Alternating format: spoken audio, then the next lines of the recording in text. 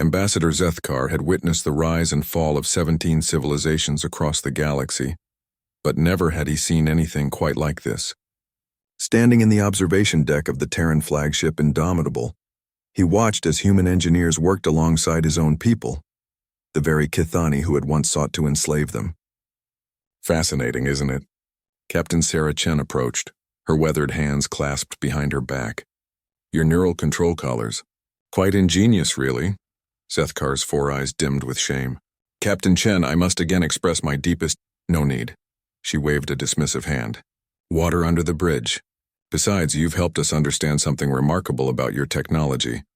3 years ago, the Kithani hegemony had descended upon Earth with overwhelming force. Their plan was simple: subjugate the primitive humans and add them to their vast labor empire.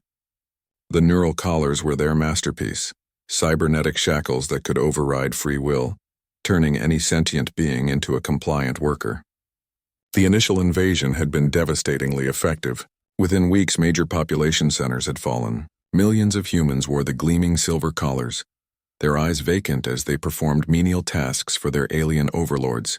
The Kithani military commanders had congratulated themselves on another effortless conquest. They hadn't accounted for human stubbornness.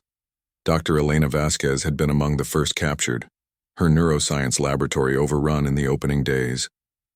But even with the collar's neural dampeners suppressing her higher cognitive functions, something remained.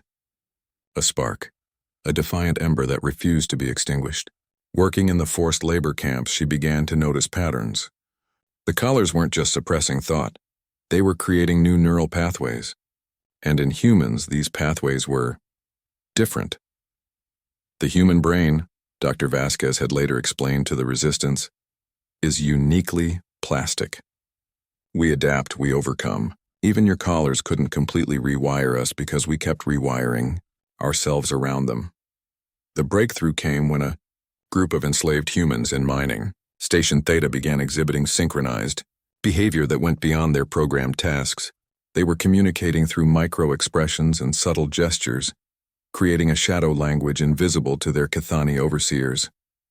The collars that were meant to isolate them had inadvertently connected them. Marcus Rodriguez, a former telecommunications engineer, was the first to understand what was happening.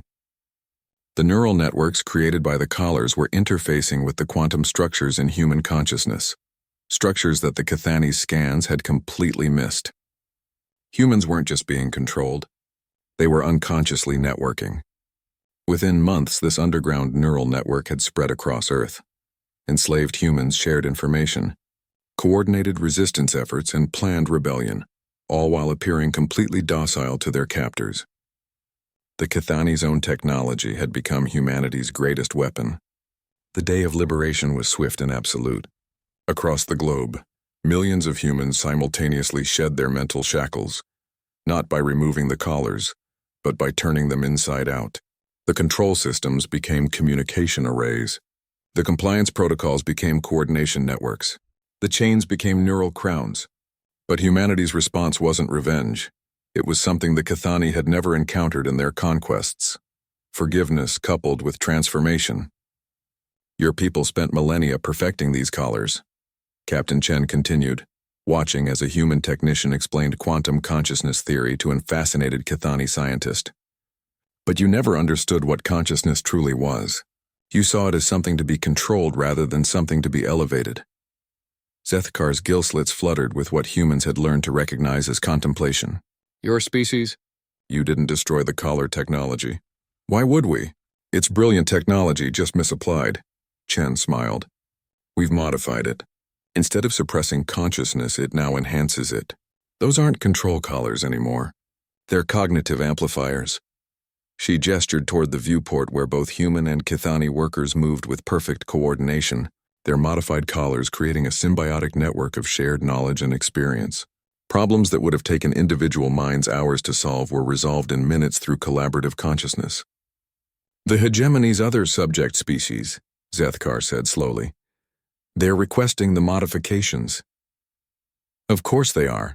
Who wouldn't want enhanced cognitive abilities, shared knowledge, and expanded consciousness? Your empire of slaves is becoming a federation of partners. Dr. Vasquez emerged from the engineering section, her own collar now gleaming with soft blue light instead of the original cold silver. "Ambassador, we've just completed the consciousness bridge protocols for the Zarathi delegation. They're ready to join the network." The Zarathi, a proud warrior race that the Kithani had subjugated 2 centuries ago through brutal force. Now they were volunteering to wear modified versions of their former shackles, transformed into tools of liberation and growth. "I don't understand," Zethkar admitted. "Every species we've conquered has either submitted or fought. But humanity, you've turned our instruments of oppression into gifts of evolution." Captain Chen laughed, a sound that still amazed the ambassador with its warmth. "You tried to chain our minds, Ambassador. But human consciousness isn't something that can be trapped. It can only be shared. We took your chains and turned them into crowns because that's what humans do. We don't just survive. We transform everything around us into something better." As the Indomitable prepared to jump to the next system, another former Kithani stronghold requesting liberation through transformation, Zethkar reflected on the irony. The hegemony had sought to create the ultimate slave race and instead had encountered the ultimate liberators. The neural collars still gleamed on every head in the ship, but they were symbols of something entirely different now. Not the subjugation of consciousness, but its elevation. Not the end of free will, but the beginning of collective transcendence.